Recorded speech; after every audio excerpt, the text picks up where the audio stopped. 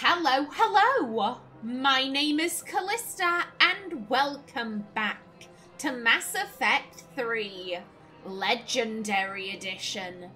In the last episode, we entered the Presidium Commons. It is very good to be back here. We haven't been back to the Commons since the first game, so it is very exciting to see how this area has changed.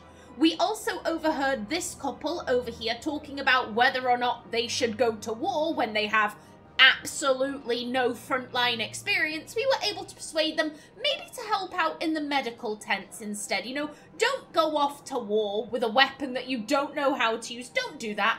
Just do what you can to help out. Do that instead. Very happy with how that turned out. Welcome to Now then. Oh. Denying refugees basic services. It seems the Kanala Exports is pleased to offer goods for security and peace of mind. Thank you for shopping at Kanala Exports. Demands charity and forgiveness of debts in times of war. Of course, the Book of Plenix was lost on our home world, and now our people have lost their way. Okay, that's very nice. I'm trying to buy a fish. If you would just hush up for like a minute. Welcome to Kanala Exports. And you can hush up as well, Kanala Exports voice. I want the koi fish.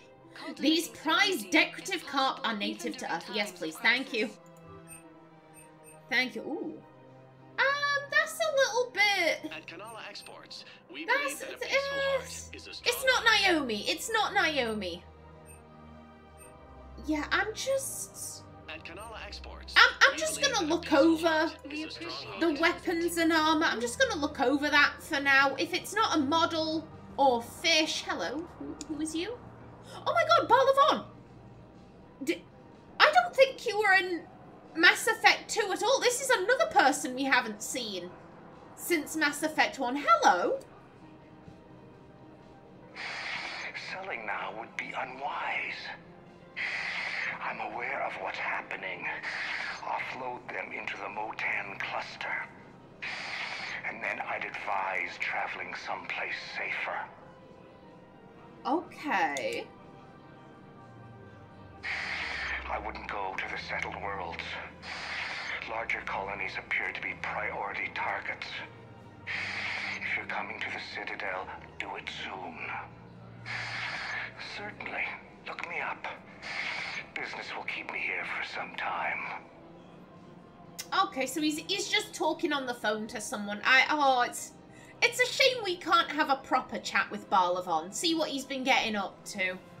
Oh, well, what do you have for sale? Welcome to Elkos Combine Arsenal Supplies. Hello. With so many exotic species of fish available in today's galactic market, it takes an expert to maintain an ideal aquarium. This VI automatically dispenses food, adjusts the temperature, pH, and algae content of the water, and even talks to the fish when you're not around, leaving you free to enjoy your aquatic friends without fear of... Yes, please. I need that. Oh, we would never buy Cerberus armor. Fuck this. Fuck this. All I am interested in right now is models and fish. And oh my god, that is a VI that feeds the fish. Oh my god, that is... I'm so happy with that. I'm so happy we won't have to be concerned about the fish anymore. That is wonderful. I think I'm ready to end it with him. Things weren't great even before he deployed, and if I pretend to be happy over the vids... It's not fair to him or to you. With all the craziness of a war going on, you deserve to be happy. And I'm not. I have to be honest with him. Then you need to tell him. Oh, madam,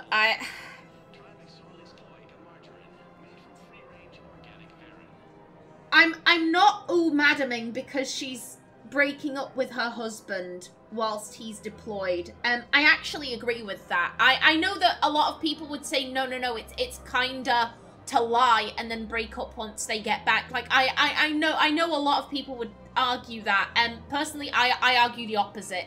If you're not happy in a relationship, if you want to divorce, if you want to leave, you should let your partner know immediately. you shouldn't cheat on them. That's what I'm all maddening about. She's with her mistress. I was actually in a vaguely similar situation. I wasn't dating anyone who was in the army. I've told stories about my first ever boyfriend on the channel before. For anyone who's new, I'm gonna tell one of the shorter stories. If you've listened to, you know, any other Let's Plays of mine, you'll have probably heard this. One time my ex-boyfriend punched me in the stomach. It was not a domestic abuse situation. It was a genuine accident.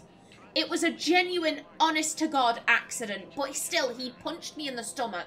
And this wasn't a little, like, bap. This was a full-on boom. Like, he punched me full force, square in the belly. I'm immediately winded. I'm doubled over.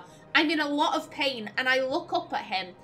And now, if I were in that position, if I've just punched my partner on accident, I'm going to be saying, like, oh my God, I'm so sorry, I didn't see you there, are you okay? Shit, like, let me get you a chair, I'm so sorry, like, I'm going to be doing that, and I think the majority of people out there would also be doing that. Not my at-the-time boyfriend, no, he looks down at me, and you'll never guess the words that come out of his mouth. You will never guess what comes out of his mouth.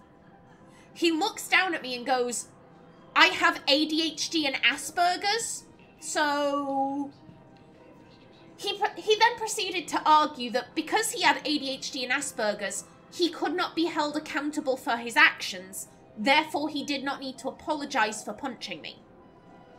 Now, I argued back, well, I have dyspraxia, so if I punched you in the dick, I wouldn't need to apologise for that, would I? Oh, no, you would have to apologise for that. Why? Why? It's the exact same thing.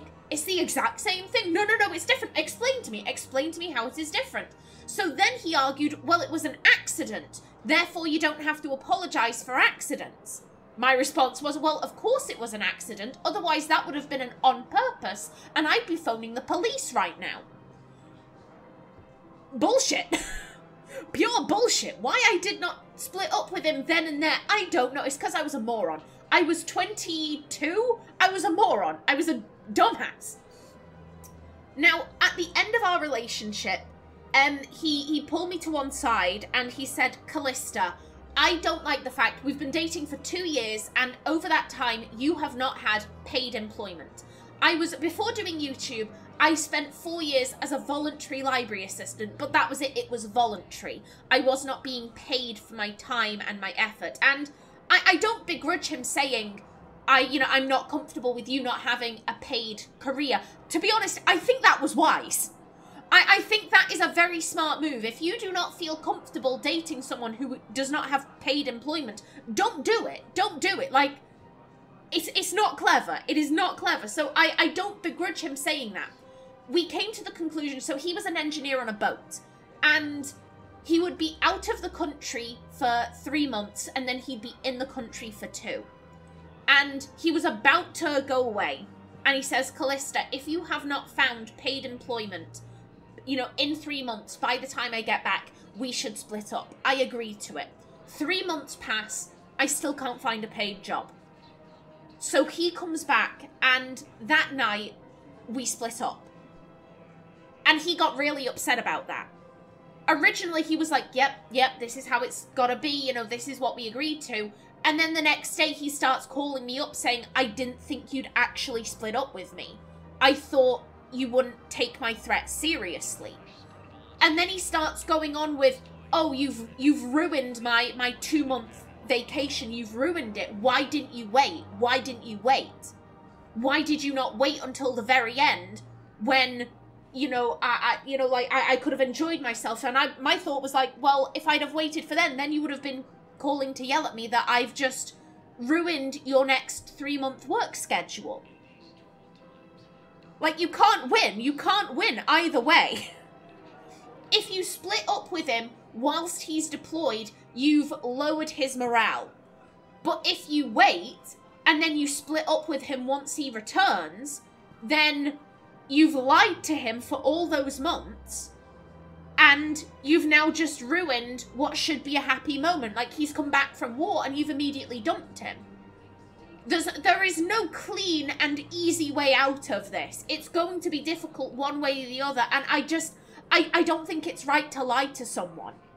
She should have split up with him when she started cheating. She should have done that, but seeing as she hasn't, I feel personally, I feel it's better to be honest sooner. I don't think you should be lying to someone. If we switch from financial VIs to military gear, we'll lose millions. Who cares about the money? Haven't you heard the news from Palaven? That's what your army is for. Nothing's going to reach the Citadel.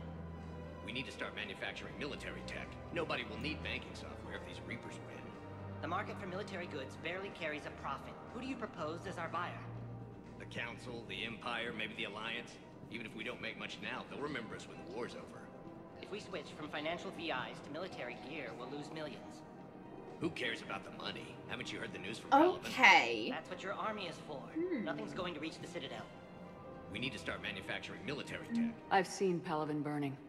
Those fires aren't going out anytime soon. If you can help. Look, Cyrus, you want to sell your shares of Walk, fine. But I'm not selling financial VIs while my homeworld burns. Okay, let me think. We could repurpose the VIs for upgraded targeting solutions. Right. We'd be able to use most of the hardware. The financial VI has more processing power than we need. No, that works. We'll rig the VI and it translates for all standard weapons. Refit weapons without having to overhaul your targeting computer. Rapid response flexibility. We'll make a fortune. A small fortune. We're selling these at cost plus 3%. Fine. Okay, a very nice compromise. Okay. I was expecting to side with one or the other, but no, okay, that's wonderful. That's lovely. Now we can go upstairs. Let me just... Yeah, to the apartments. I want to look around this area first. I want to look around here first. So let's see. We'll go down here, check in the CSEC outpost, head up, and then around. And then, okay, yeah, that I feel like that's a good... I think that's a good plan. Thinking of going? To Sanctuary, I mean. Sorry, I thought you were looking at the ad. Of course not. Sanctuary's a scam. What? Oh, count on it. Somebody's making money off people's fear. Wish I'd thought of it myself. Okay, I noticed the name there, Roop Elkos. Of Elkos Combine fame? Okay.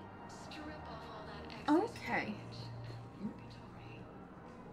Oh, I heard the word strip and I was like, what? What? No, go to Purgatory. It's an ad for Purgatory. Okay. I don't think I can do this anymore. I know what you mean. I thought our training prepared us for everything, but this...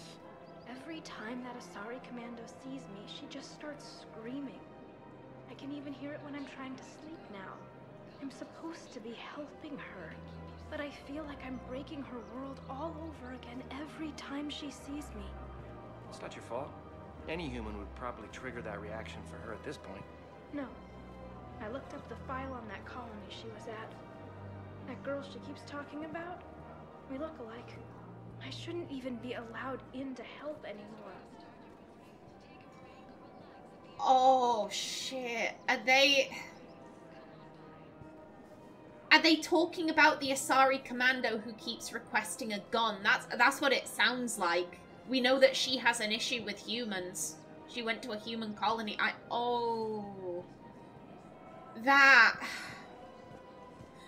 just feel bad for everyone in that scenario. You know, the Asari keeps being triggered. And the nurse, she's there to help. This is problematic. We must find a way to stabilize the heating unit so the water temperature can remain steady. The colony's location is hardly ideal for our species. The clutch will be imperiled if we do not act soon. Of course, I will do everything I can do to help. We are family. The extreme weather conditions may require technology that is not readily available on the market. Okay. Well, if we can help you out with that, sir, we will. Looks like we don't have anything to do in CSEC. Aight. Oh, another shop. More chances for fish. I can't help you. But your manager said you could give me a refund if I made an appointment.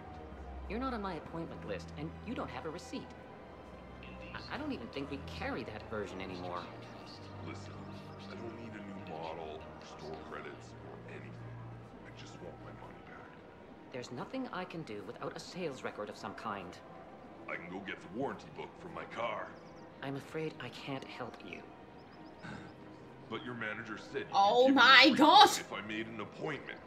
You're not on my appointment list, and You're you don't still have... trying to get this refund? I don't even think we carry that version How many anymore. years has it been? Listen, I don't need a new It's model, been at least store 2. credits, or 2 anything. and a half. Just want my money back. There's nothing I can do without a sales record of some kind. I can go get the warranty book from my car. buddy, I have been watching you since Mass Effect 1. I'ma help you out, buddy. I'ma help you out. Look, he is not gonna leave. The sooner you refund him, the sooner you go home. Yeah, you're right. Let's get this over with. Here, I've sent you a full refund. Really? Yes. You mean it? Of course I do. A full refund? Yes, congratulations. The whole 15 credits. Oh, wow. Hey, thanks. It was just 15 What did you buy? What did you buy that was only 15 credits? Oh my god. Welcome to Agor Munitions. Don't question it. Don't. That's a cool looking gun. Munitions. For deals you I'm never so think of. glad that after over 2 years, it's probably closer to 3. Thank you for shopping. After probably close to 3 years, that man finally got his refund. Hot damn. Professional grade Hot equipment damn. at reasonable prices. Thank you for shopping at That's Supertine Armory. I can't. My god, this is beautiful. This is lovely. I'm just like, where's the Krogan statue? I like that. I like that statue. Where's that hanging out at? What part of the commons is that on? Welcome to the Citadel gift shop. All proceeds from today's purchases go toward the Turian war effort. Oh, that's a lovely idea. I really appreciate management doing it. My husband's away on duty right now. Oh, you're bonded with Turian? No, actually, my husband's a Krogan. Oh. Well, that's great. I just hope he knows which ones to fight. Bitch! Excuse me? Oh, I didn't... well, I just... My husband is risking his life to protect us right now. I'm so sorry. That was thoughtless and... I'm so sorry. No, I understand. Sometimes I'm surprised myself. Anyway, would you like to make a purchase? Yes, of course. Anything for our troops. I love how much more polite Erebor was. Excuse me, compared to me calling the woman a bitch. Nice work, Erebor, on being polite. I noticed Blue Rose customer. I'm pretty sure this is the lady we helped with her Krogan boyfriend. Oh. I know that ends badly. I know that ends badly thanks to Cole's cryptic comments. He died so that a blue rose could grow. Hello there, a model. No thank you. Our selections No include thank rare technology upgrades But from you. the Terminus systems. I'm taking that. Thank you kindly. Shoot smart. Shoot. Thank you for shopping. As I said before, I'll oh hello. Hi, buddy. You're right. Yeah, I'll sort out armor and weapons at a different time. I'll sort that out when I feel like it. Hello. Hey, Commander, check it out. Big news! The Blasto movie is breaking opening week records. There's also a big expose on Quasar tournaments, tips on how to make your apartment look bigger, and oh yeah, a big-ass Reaper invasion. These people have no idea. Oh, they're scared they're in denial. Both of these work. Both of these work.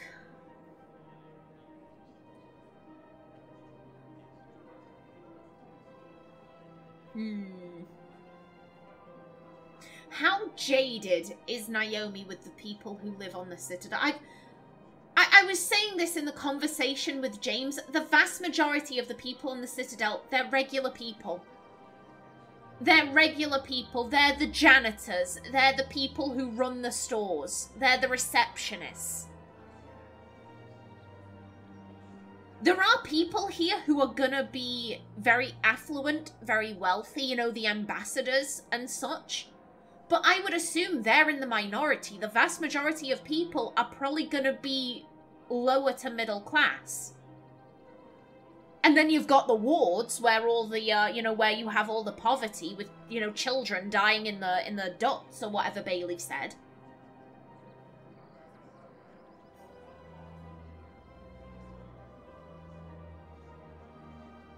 I think Naomi doesn't like the council, but the council isn't every single person on the Citadel. I think the vast majority of people here are probably perfectly normal. Working average, everyday jobs. They're not particularly important. They're not particularly special. They're not particularly affluent. They're just regular, normal people going about their lives. And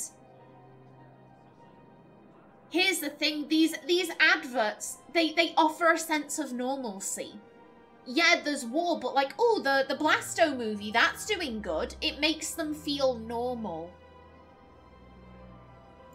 When big events shake up the galaxy, people cling to what's familiar. You say that like it's a good thing. It's better than riots in the streets. I guess. I just wish there were a middle ground. You know, a little less gardening advice, a little more war prep. It'll happen, once there's something people can do to help. Meanwhile, they ignore the unshackled AI walking around the Presidium. She run into any trouble? No, she's my mobility assistance mech. Thanks to Vrolic syndrome, I'm legally entitled to bring her everywhere. Finally getting some use out of those disability benefits. I'm sure she appreciates getting out to see the sights. Ah, she's earned a little shore leave.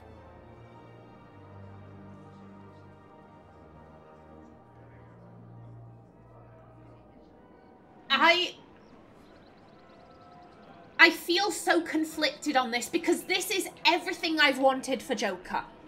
This is everything I've wanted for Joker. I was saying this in Mass Effect 2. I don't find Shepard and Joker's friendship believable because they don't hang out. They don't talk. So seeing him get actual cutscenes where he's off the Normandy and he and Shepard can just talk and chat shit, I'm like, this is it. This is it. This is fantastic. But why weren't they doing this in Mass Effect 2 where they were pushing, oh, Shepard and Joker are friends. Shepard and Joker are friends. I can understand them not doing that in Mass Effect 1 because maybe they didn't realise that Joker was going to be such a big part of Shepard's journey. And they're writers, they're not clairvoyants. You know, I can't expect them to know from the get-go this is where everything is going. So, like, them not doing that in Mass Effect 1, I'm like, that's fair. But in Mass Effect 2, they're clearly pushing, oh, Shepard and Joker have this bond of friendship. And he's in the game for, what, 10 minutes? Of a game that's, like, around 50 hours long? I never found their friendship believable because Joker, he's in it at, like, the beginning, and then he's not in it until the very end of the game. And I'm just like, what friendship? What friendship? So the fact that they're giving us, finally, they're giving us scenes with Joker, I'm like, yes! This is it! This is great! But why is this relegated to the final game? Joker, I've said this before, I think that Joker deserved better. I think that Joker deserved better.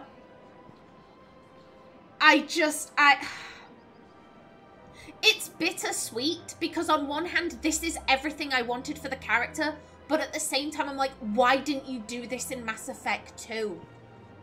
What, you clearly knew that Joker was going to be a big part of Shepard's journey. Why did you not focus on the character more? Why did you not build up a believable friendship? Like, telling me, oh, these characters are best friends. Are you going to show that? Nope. Why should I believe they're best friends then?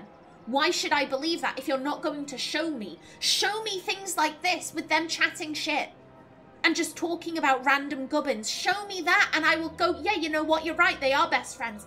It is... This should have been in Mass Effect 2. They should have had scenes like that in Mass Effect 2.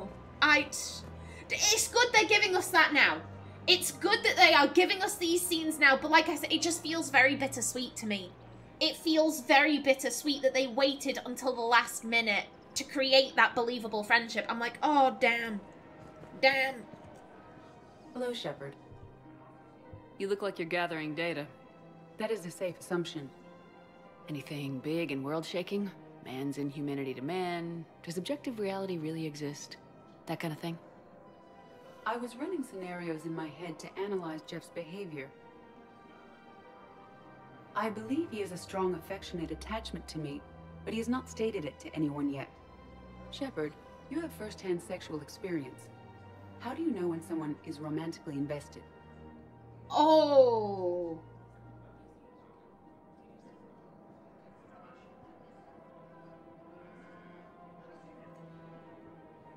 Okay. Naomi's feelings towards Joker, she feels nothing for him. That is the best way I can say it. She feels nothing. She doesn't hate him, but she also doesn't like him. And I don't think she really respects him. She's just kind of like, he can fly ships good, but he also makes incredibly insensitive jokes, and he only apologizes kind of when he's forced to.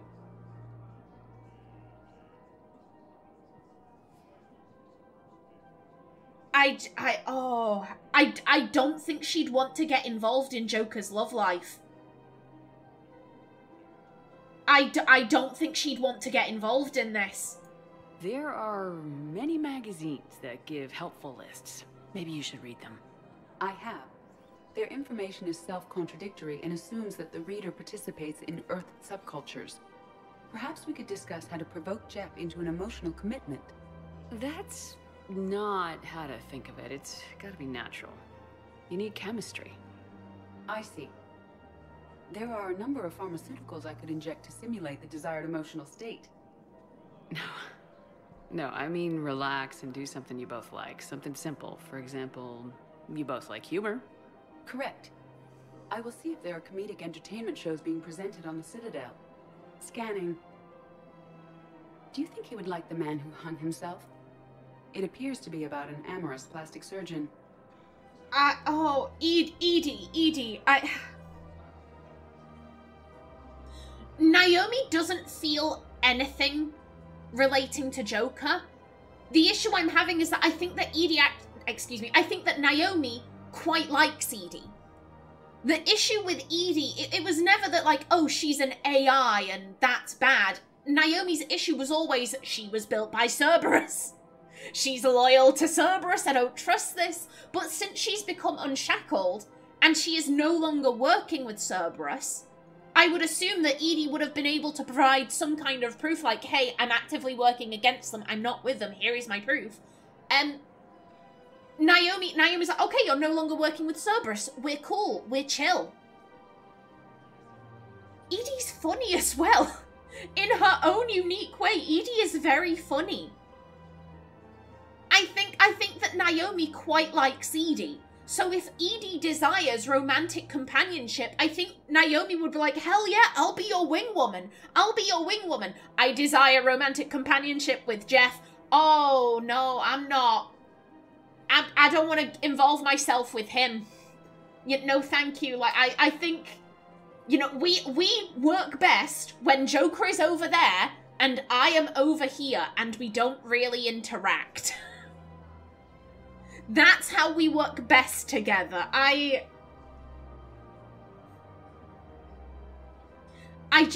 just don't think that Naomi would want anything to do with this situation. If Edie wants to go out to a bar and find someone, Naomi is willing to be her wing woman, but I don't think she wants anything to do with Joker's romantic life. Edie, have you considered that maybe if you need this much help, you're in over your head? Then you think I am unable to enter into a romantic relationship with him? I'm saying you weren't designed for every possibility. I see. You are probably correct. There is little precedent that humans and synthetics can maintain relationships as equals. I will no longer devote processing power to exploring the possibility. Thank you, Shepard. Oh, that...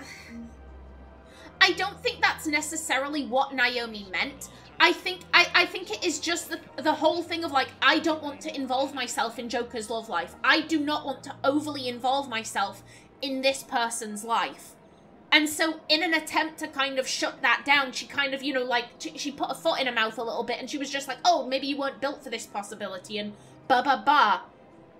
I think, again, if EDI wants a wing woman to try and find someone, Naomi will happily be that wing woman, just not... She doesn't want to involve herself too heavily in Joker's life. She's not interested in that. No, thank you. Welcome to Casa Fabrication Weaponry. Oh, this is the Iron Man outfit. No, thank you. All goods have been marked down. I'm not gonna lie. I'm not looking at the stats for the armors. I'm only looking at how they look. I want Naomi to look epic. That is my one goal, my one wish. I don't want it to look like Iron Man. Hello? Socializing with other children. But what if there's another attack? We can't spend our lives waiting for that. We're in the middle of a war, and I'm just supposed to send him away every morning? We've got to keep Jake in daycare. He should be socializing with other children. But what if there's another attack? Hello again. We can't spend our lives Hello. waiting for that. We're in the middle I'm glad to see that Jake is still going. That's good. But again, they're arguing again. I remember you two. Michael and Rebecca, right? Listen. Do whatever is best for your family. Just do it soon. Things are bad out there. We will. And thank you.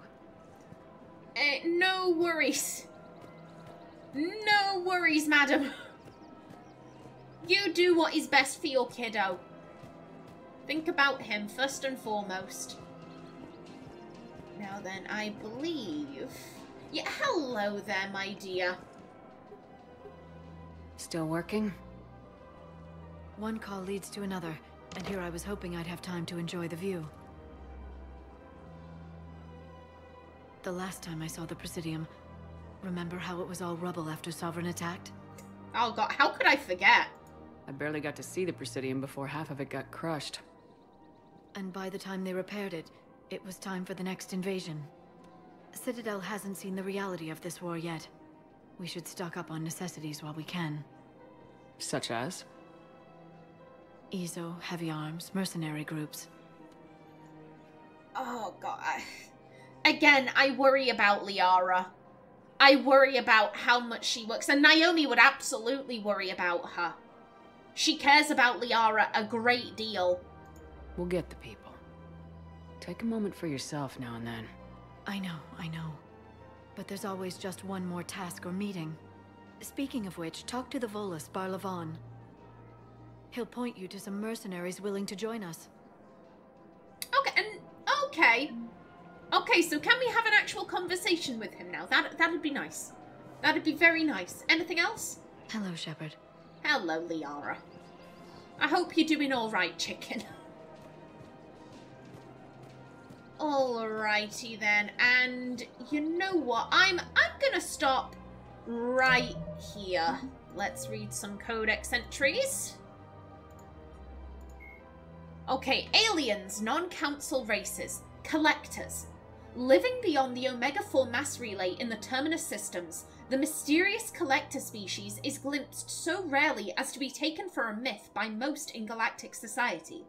In reality, collectors are human-sized insectoid bipeds and can resemble massive winged beetles. They are a terrifying force in the galaxy, responsible for the murder of hundreds of thousands. Collectors generate permanent stasis fields around themselves, creating nightmarish red-shifted energy fields. In battle, they hold position whenever possible, relying on their aggressive biotics and nearly limitless power. Several types of bipedal collectors have been identified, including minions, defenders, zealots, assassins, and artillery operators. Acting together, collectors have imprisoned entire cities in stasis. While no definitive forensic accounting exists to explain the fate of those imprisoned, leading speculation is that victims are harvested for scientific experimentation and neurobiological repurposing. Krogan, Ancient History. The lack of adequately preserved archives presents a significant obstacle to research into ancient Krogan history. Nevertheless, recent archaeological discoveries have shed new light on the topic, revealing a society once rich with cultural, architectural, and artistic accomplishments. Newly discovered ruins reveal that the Krogan had particularly advanced understandings of structural and geotechnical engineering, as compared to other cultures at similar stages of development. Old Krogan architecture demonstrates seismic loading techniques that would have both resisted earthquakes and diffused the small-scale vibrations from vehicles in their sprawling cities. Curiously, however, Tuchanka has little natural tectonic activity. Instead, researchers believe that ancient Krogan were concerned with safe cohabitation with one of the planet's apex predators, Kalros, the mother of all Threshamers. What the fuck is that? No! Can we kill it? Can we? We need to kill all of the Threshamers. Naomi has trauma. For Naomi's sake, please. Do I want to... The mother of all Threshamers, do I really want to go up against something like that? Also, no. Can we just nuke it from orbit? That'd be nice. No. On second thought, let's not fight Kalros. Let's just leave her be. Prior to the Genophage, Krogan population growth was limited by predation, disease, and war. Even so, the birth rate exploded once the Krogan achieved industrialization, leading to wars over resources and living space. Other species on Tuchanka suffered greatly as the Krogan expanded. When the Krogan ran out of land, they settled into an arms race that ended in nuclear devastation. Tuchanka's relatively short golden age was at an end. But this ancient history may yet aid the modern Krogan. Some of the techniques and technology discovered in the ruins could be used to improve standard colonization equipment, signaling economic renewal for the Krogan at last. Krogan rebellions. After the Rachni War, the quick-breeding Krogan, excuse me, let's try this again from the top. After the Rachni War, the quick-breeding Krogan expanded at the expense of their neighbours. Warlords leveraged their veteran soldiers to seize living space while the council races were still grateful. Over centuries, the Krogan conquered world after world. There was always just one more needed. When the council finally demanded withdrawal from the Asari colony of Lucia, Krogan overlord Kradak stormed off the citadel, daring the council to take their worlds back. But the council had taken precautions. The finest STG operators and Asari huntresses had been drafted into a covert observation force, the Office of Special Tactics and Reconnaissance. The Spectres opened the war with crippling strategic strikes. Krogan planets went dark as computer viruses flooded the extranet. Sabotaged antimatter refineries disappeared in blue-white annihilation. Headquarters stations shattered into orbit-clogging debris, rammed by pre-placed suicide freighters. Still, this only delayed the inevitable. The war would have been lost if not for the first contact with the Taurians, who responded to Krogan threats with a prompt declaration of war. Being on the far side of Krogan space from the Council, the Taurians advanced rapidly into the lightly defended Krogan rear areas. The Krogan responded by dropping space stations and asteroids on Taurian colonies. 3 worlds were rendered completely uninhabitable. This was precisely the wrong approach to take with the Taurians.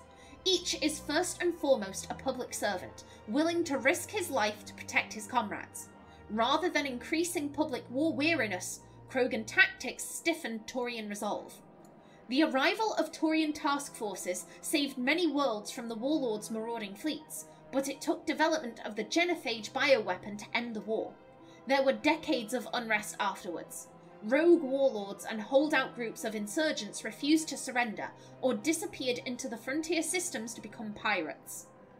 Lovely. Alrighty then, in the next episode we'll go speak with Barlavan and probably go deal with Null. But until then, please remember to like if you enjoyed, leave a comment below, and if you wanted to subscribe, it would be very much appreciated. I've been Kallista.